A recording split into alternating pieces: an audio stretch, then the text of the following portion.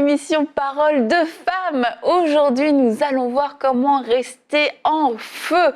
Après plusieurs années de vie chrétienne, plusieurs années de ministère, sommes-nous encore en feu? Avons-nous ce zèle que nous avions au début de notre conversion, alors qu'on était prêt à tout pour le Seigneur, à traverser les océans, les mers? Sommes-nous encore prêts aujourd'hui à le servir avec autant de passion, à l'aimer avec autant d'ardeur? Et pour cela, nous avons avec nous aujourd'hui Christine Beumier qui a, oui, je le répète, 50 ans de conversion. Alors je pense, Christine, que tu es bien placée pour pouvoir nous dire comment rester en feu après tant d'années dans le Seigneur, tant d'années dans le Seigneur et tant d'années aussi à le servir fidèlement. Plus de 40 années de ministère, presque, c'est plus proche de 50 que de 40 d'ailleurs, au niveau du ministère. Et je pense que c'est une bonne question à se poser. Comment rester en feu? Parce que c'est tellement facile de se refroidir ou en tout cas de vivre un espèce de statu quo. Mais moi, chaque fois que je vous vois avec Pierre, vous avez l'air, pour le bon côté des choses, de nouveaux convertis. Vous avez l'air toujours autant passionné à partager des anecdotes, partager la dernière réunion que vous avez vécue. Pierre, je révèle les coulisses, alors que Christine est ici avec nous sur le plateau. Sur le plateau, Pierre est lui en train de préparer un message. Les émissions. Il prépare des émissions. Il était là. Ah, j'aime trop ce que j'écris là. J'aime trop ce que j'écris. Peut-être ça va faire un livre. Il est passionné. Et on sent le feu qui est encore là pour le Seigneur. Et je trouve ça absolument remarquable. Ouais. Donc c'est pour ça, 50 ans de conversion. Et Christine, comment faisons-nous pour rester en feu? Mais d'abord, je voudrais dire que le feu ne s'éteint pas, mais ça peut arriver qu'il diminue d'intensité. Donc sur les 50 ans, je ne dis pas que ça a été bouillant tout le temps, parce que parfois c'était assez difficile de trouver le temps pour lire la Bible, pour moi personnellement. Donc il y a des moments où j'ai vécu vraiment sur mes acquis, sur ce que j'avais appris quand j'étais jeune. Et là, ça m'a beaucoup aidée quand même, parce que j'ai appris énormément de versets bibliques par cœur quand je me suis convertie. Donc, si je n'avais pas le temps d'ouvrir ma Bible, au moins, je me remémorais des passages bibliques et je méditais quand même sur ces passages-là. Donc, j'ai continué à méditer. Mais je pense que c'est important quand même d'avoir une nourriture fraîche. Et le Seigneur veut que nous nous nourrissions de façon fraîche chaque jour, non seulement parce que ça nous fait du bien, parce que ça renouvelle nos forces spirituelles. Et aussi, ce que j'ai remarqué, c'est qu'il y a toujours bien quelqu'un dans la journée qui a justement besoin de ce que le Seigneur nous a dit le matin. Et ça aussi, c'est encourageant. Moi, mon cœur, c'est vraiment de partager ce que je reçois. Depuis le début, c'est ça. Je vis de ce que je reçois, mais je vis autant et même plus de ce que je partage avec d'autres. Donc, ça, c'est vraiment quelque chose que j'aime ça.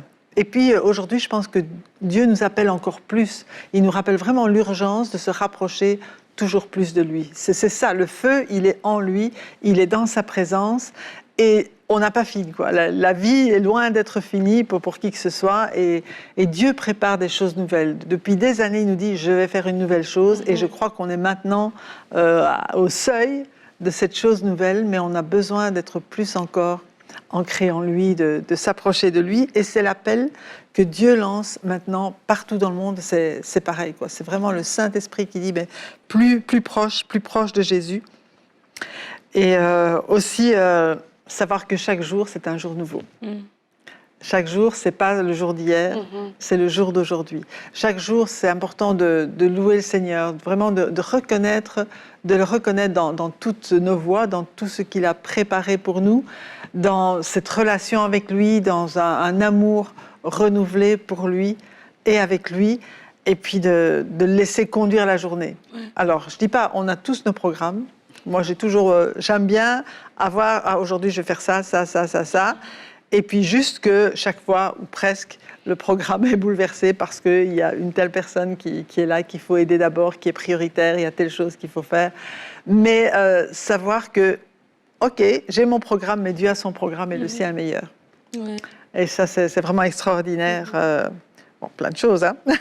Mais j'aimerais juste rebondir ce que vous avez dit au départ par rapport à que vous receviez, mais vous donniez. Oui. Et je pense que c'était au début de la semaine, vous avez parlé de l'importance d'être un témoin. Oui. Et je crois que ça, c'est une clé aussi qu'on peut prendre pour notre vie chrétienne, pour rester en feu tout le long. En tout cas, c'est une clé que moi, je prends. C'est l'importance d'être un témoin. Parce que des fois, si on ne déverse pas, on ne proparle pas, on emmagasine seulement et puis on devient comme obèse, entre guillemets. Oui, c'est vrai. On reste sur nos sources que nous, on a reçues et on ne le partage pas. Et c'est comme ça qu'il y a des gens, si tu ne partages pas ta vie chrétienne dans ton travail, par exemple, tu travailles dans un endroit où est-ce que les gens ne sont pas nés de nouveau. Mais si toi, tu ne brilles pas, c'est déjà un endroit où tu passes 40 heures semaine. Alors, si tu enlèves ça, tu enlèves les transports, finalement, tu te rends compte que ta vie chrétienne, tu vas la vivre, entre guillemets, que le dimanche matin. Et là encore, c'est peu par rapport à ta semaine. Et c'est comme ça que, justement, qu'il y a des moments où est-ce que, comme ce qu'on a vécu, par exemple, la période qu'on a vécue, on peut vraiment s'éteindre parce que, justement, on va finir par vivre une vie parallèle où j'ai ma vie, entre guillemets, de tous les jours et j'ai ma vie chrétienne qui est, entre guillemets, parallèle à ma vie de tous les jours. Mais en fait, non, c'est toute la même vie, en fait. Et lorsqu'on comprend que, justement, si on comprend cet aspect d'être témoin, du coup, notre vie chrétienne, elle est active. La parole, c'est pas juste des choses pour l'éternité, c'est des applications quotidiennes, des applications concrètes. Et là, on la vit et ça devient notre vie. Et c'est là que ça reste vivant et on reste en feu parce que là, on a besoin à chaque fois, quand une situation se présente, oui, tiens, je dois aller dans la parole. Et moi, je pense au peuple d'Israël quand ils étaient dans le désert, qui devaient prendre la manne. Comment fallait que ce soit une manne fraîche? Je ne pouvais pas prendre celle de la veille. Donc, à chaque jour, il y avait une expectative de quelque chose de frais, de nouveau. Et ça, c'est ce sentiment d'attente, d'urgence, de foi, que demain, il y aura quelque chose. Et ça a conditionné, en tout cas, ça les a fait apprendre des choses pendant ce temps, dans cette période-là. Et je crois que pour nous aussi, ça doit nous enseigner. Vraiment d'être un témoin. Moi, vraiment, j'encourage les gens à ne pas avoir deux vies, vraiment. De ne pas avoir la vie du dimanche, de la réunion du vendredi soir et ma vie du lundi au vendredi dans mon entreprise, dans mon cabinet où je travaille. De vraiment se dire, ma vie chrétienne, c'est ma vie. Oui. Elle est là en tout temps et ça va vraiment nous aider à garder notre foi. Oui. Et à ce sujet-là, c'est important de prier. Prier pour ton entreprise, prier pour là où tu vas, prier pour tes collègues. Et quelqu'un disait, avant de parler de Jésus à quelqu'un, parle de ce quelqu'un à Jésus. Donc vraiment bénir les personnes qui t'entourent, parfois qui t'énervent. Hein. Ça arrive aussi, hein, que c'est pas toujours facile, mais justement d'être une lumière, de répondre autrement que ce qu'on répondrait sans être chrétien, de savoir comment Jésus peut aimer les autres qui ne le connaissent pas encore à travers toi, à travers chacun d'entre nous. Là où Dieu vous a placé, peut-être que personne d'autre de chrétien ne pourra toucher ces personnes-là. Et vraiment être un témoin, pas seulement par des paroles où on parle de Jésus, mais aussi par une attitude qui est différente, par aussi l'égard qu'on a vis-à-vis des autres, le pardon facile, par exemple, si tu es offensé, au lieu de te rebiffer, ok, tu bénis la personne, etc. Donc vraiment manifester le caractère de Jésus, mais ce caractère-là, tu le puises dans sa présence. Tu ne peux pas, ça peut pas sortir de toi, je veux dire, d'un caractère naturel. Ça sort de ta communion avec Jésus, ça sort de la provision d'amour qu'il te donne. Et de ce fait-là, tu as besoin de rien d'autre que de donner, de pourvoir aussi, de donner cet amour, pour que quand tu vas parler, les gens vont dire « Ah ben oui, je vois que ce que tu dis est en accord avec ce que tu vis. Parce que très souvent, c'est arrivé qu'on parle de Jésus et puis qu'on vit le contraire. Bon, ce que tu vis parle plus fort que ce que tu dis, je ne peux pas te croire. Mais ce n'est plus le cas aujourd'hui. Je déclare qu'aujourd'hui, les chrétiens vivent ce que Jésus demande, que le Saint-Esprit agit et qui nous transforme, qui nous fait porter du fruit, qui fait porter du fruit à chacun là où tu te trouves, qui te donne la joie du salut et la capacité aussi de recevoir de Dieu ce qui est nécessaire pour être une bénédiction là où Dieu te place. Et Christine, tu as parlé depuis le début de la semaine de cette communion que tu as avec Dieu, de cette intimité, cette relation qu'on peut avoir avec Dieu. Et c'est certain que ça va être la clé pour maintenir le feu, mais aussi dans la constance et dans la discipline. Parce que quand on parle de feu, on peut attendre le gros coup de tonnerre, le gros coup de feu, que les expériences très spectaculaires, très fortes, qui doivent faire partie de notre parcours et de notre vie chrétienne.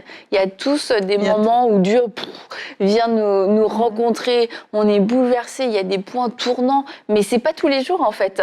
Mais ça vient marquer notre histoire et ça vient déposer quelque chose, quelquefois de nouveau, où ça vient rallumer. Et c'est des moments extraordinaires, comme les apôtres, les disciples ont pu vivre la Pentecôte dans la chambre haute, c'était un moment extraordinaire. Oui. Mais après, c'était pas tous les jours qu'ils se sont retrouvés dans la chambre haute où ils ont revécu la même chose. Ils ont dû exploiter leurs dons, ils ont dû manifester ce qu'ils avaient reçu pour pouvoir l'entretenir et qu'il reste vivant et le transmettre à d'autres. Oui. Et quand on parle du feu, c'est de se dire oui Seigneur, je veux ton feu, mais qu'est-ce que j'ai fait du feu qui était déjà en moi? Est-ce que je l'ai nourri? Est-ce que j'en ai pris soin? Et de pas attendre constamment une réunion de puissance, une réunion de réveil pour dire ah c'est ça dont j'ai besoin pour me réveiller.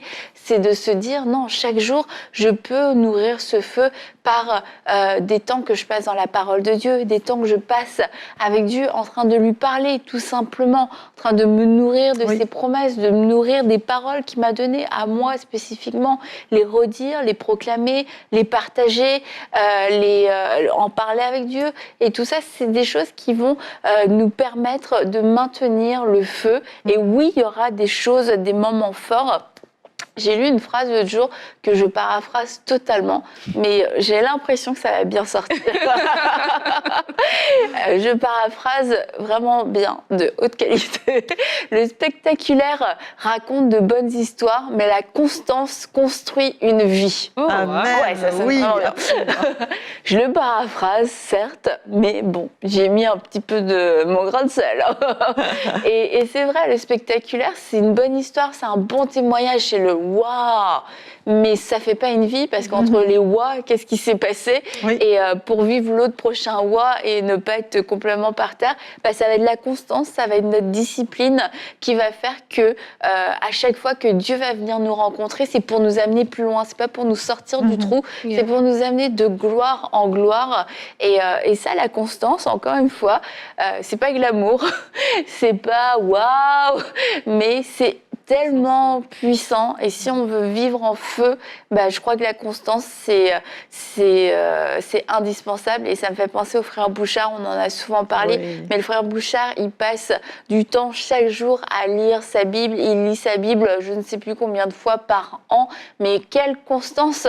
Et tu vois qu'il porte et qu'il vit dans son corps, dans son âme, la parole vivante.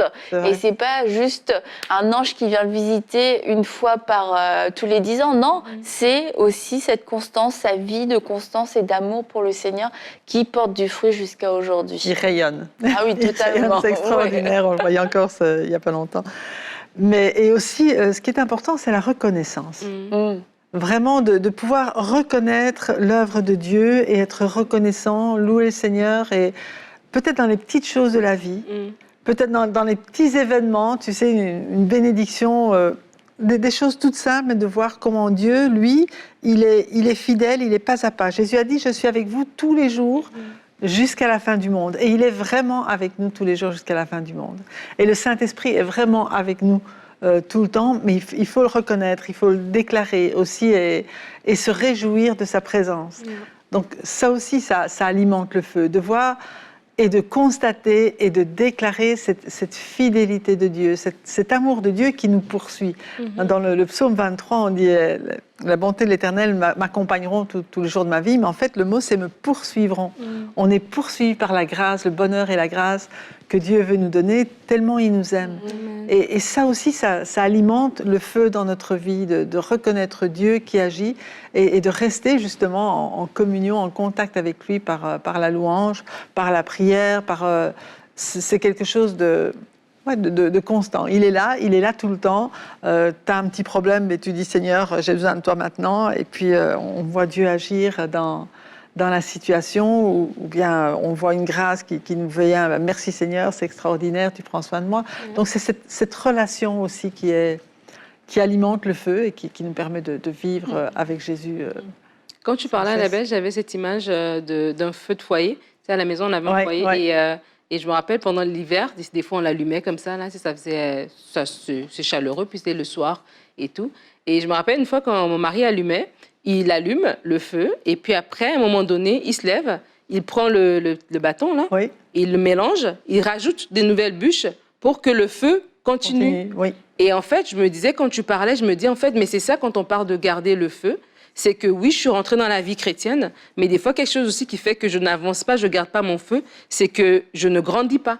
Et grandir, ça va être grandir peut-être en prenant des responsabilités, en s'impliquant dans mon église locale. C'est une occasion de grandir, d'être en communion, parler d'être en communion avec des autres. Mais grandir, ça va être aussi me permettre aussi à Dieu de m'étirer. Donc, ça veut dire je suis pas juste dans tu sais, des fois, un chrétien, tu as ton psaume, et puis c'est le même psaume qu'il y avait il y a 5 ans, et puis tu es resté dans ce seul verset. Mais comme tu dis, c'est connaître plus la parole. Grandir, c'est aussi de dire, OK Seigneur, amène-moi encore plus loin dans des eaux plus profondes. Et c'est toutes ces choses, ce sont ces bûches qui vont être rajoutées sur le feu original et qui va permettre en fait de perdurer en fait. Parce que le premier feu, la première flamme, c'est quelqu'un qui l'allume.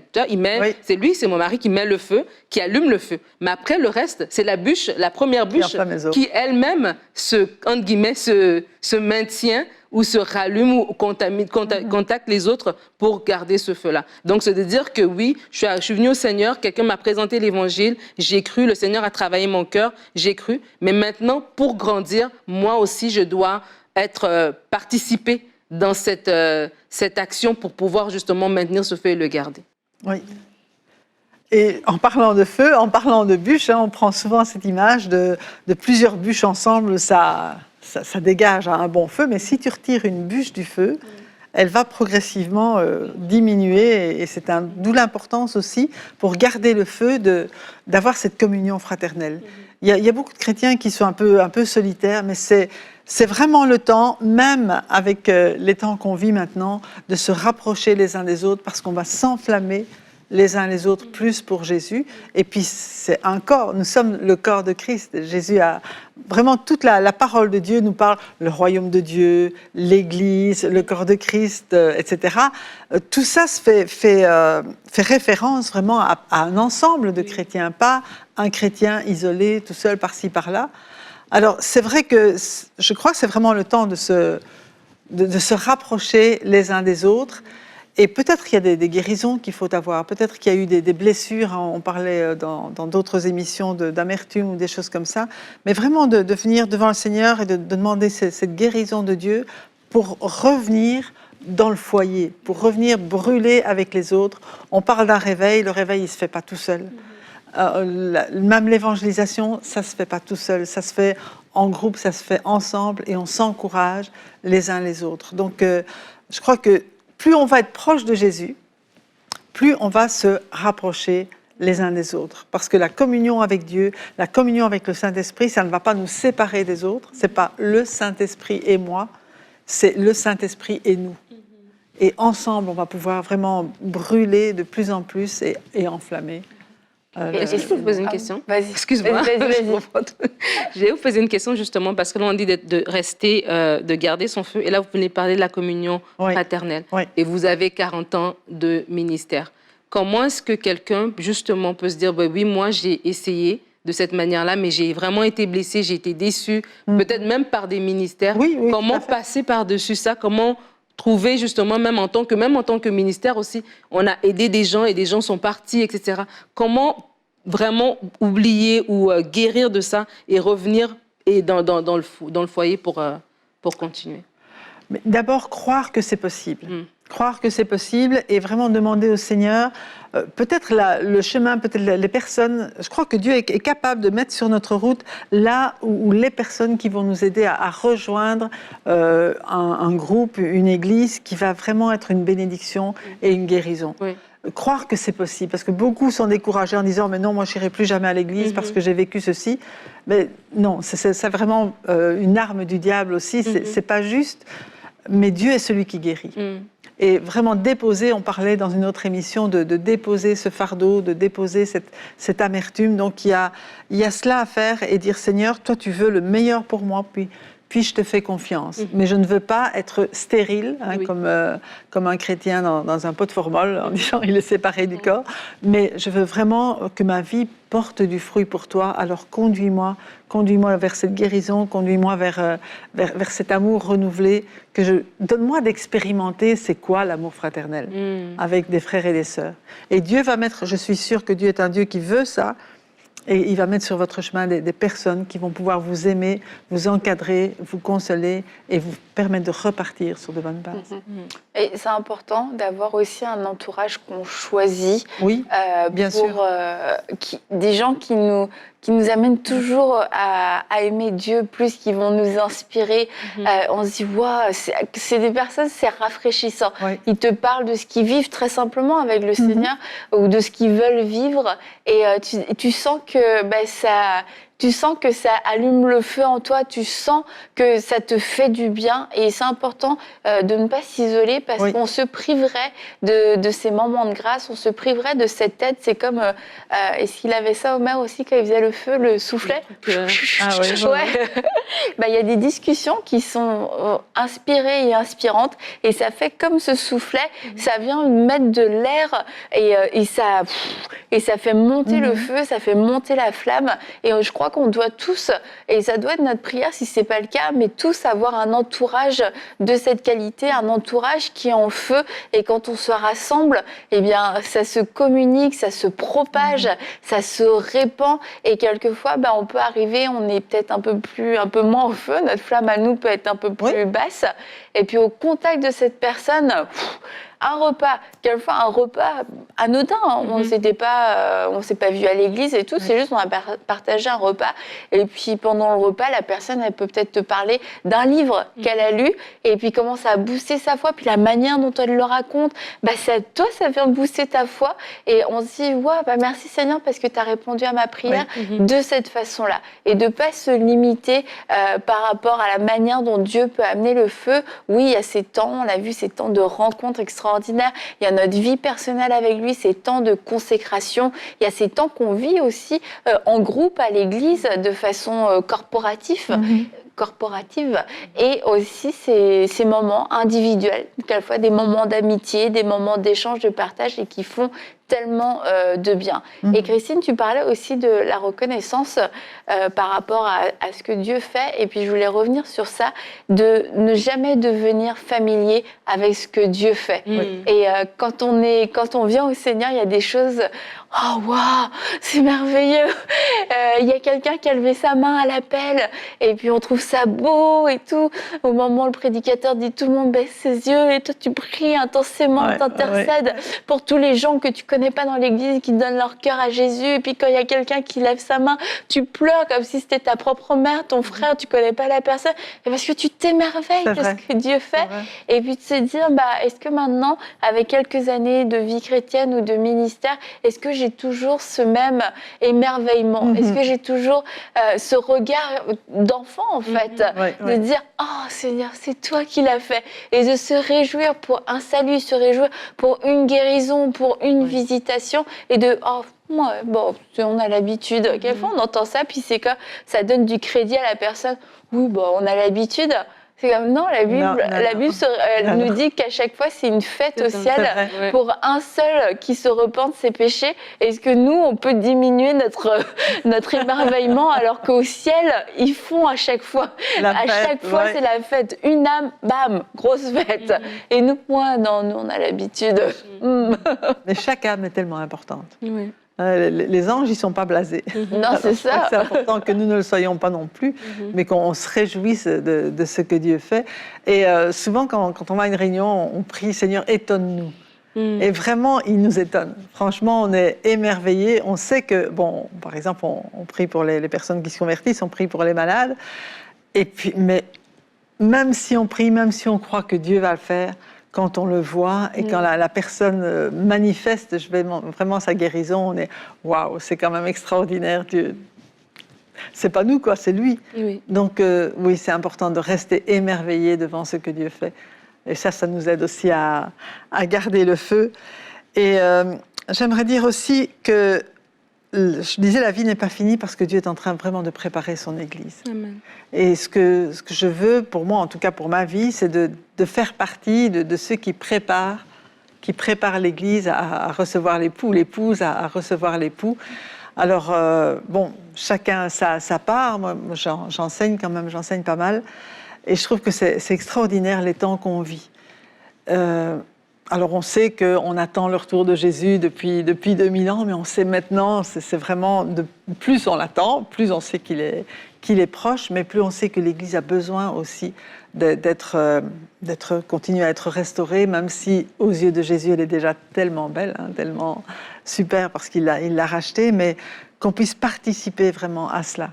Et chaque chrétien qui sache, ok, on attend l'épouse d'y vient. Tu vois, c'est vraiment ça que notre cœur, que l'épouse dise viens, que on soit de plus en plus proche de lui, de plus en plus proche de ce qu'il attend de nous, pour que, voilà, ça c'est ma passion, c'est ma vision, c'est ce qui me redonne le feu encore plus aujourd'hui de faire partie de temps-là. Je suis vraiment contente que tu termines sur ça parce que c'est sûr que c'est notre espérance à nous tous et l'épouse dit viens et on peut pas quand c'est d'actualité et qu'on sait que Jésus est à la porte, on se dit non, mon feu ne peut pas s'éteindre. On ne peut pas être comme ces vierges folles qui n'ont pas pris d'huile dans leur lampe. Non, il arrive, il est là, Jésus est à la porte. Jésus est à la porte. Ce n'est pas le moment de laisser le feu s'éteindre. Au contraire, c'est le moment de tout mettre pour le servir de tout notre cœur, pour se dire mais que ces années puissent compter parce qu'il est à la porte, il revient. Et Christine, avant qu'on termine pour de vrai, est-ce que tu veux prier pour tous ceux qui nous suivent et qui se disent moi, je veux que le feu continue de brûler en moi intensément. Amen. Seigneur, je te bénis parce que c'est toi qui donnes ton feu. Et je prie, Seigneur, que le feu de ton esprit puisse venir brûler en chacune, Seigneur, de ceux qui nous regardent et qui en veulent plus. Seigneur, tu es le Dieu qui restaure, tu es le Dieu qui ranime. Tu n'éteins pas le lumignon qui fume, Seigneur, mais tu le rallumes pour qu'il puisse se brûler, pour qu'il puisse te servir. Et j'appelle vraiment ton feu, Seigneur, de plus en plus dans les cœurs, pour que chacun ait cet enthousiasme devant toi, devant ce que tu fais, devant ton amour, devant ta grâce, Seigneur, et puisse participer pleinement à cette préparation aussi de l'épouse qui dit « Viens, Seigneur Jésus ». Et je prie pour la guérison, Seigneur, de ceux qui ont été blessés et qui ont peur. Seigneur, je viens chasser cette peur dans le nom de Jésus et j'appelle la guérison des cœurs brisés maintenant parce que c'est ce que tu es venu faire et tu rassembles ton troupeau. Seigneur, tu ramènes tes brebis dans ton troupeau. Il y aura un seul berger, un seul troupeau et c'est toi le berger, Seigneur, dans le nom puissant de Jésus. Amen. Amen. Merci Christine. Alors non, le feu ne s'éteindra pas et on va se retrouver demain pour une prochaine émission de Paroles de Femmes.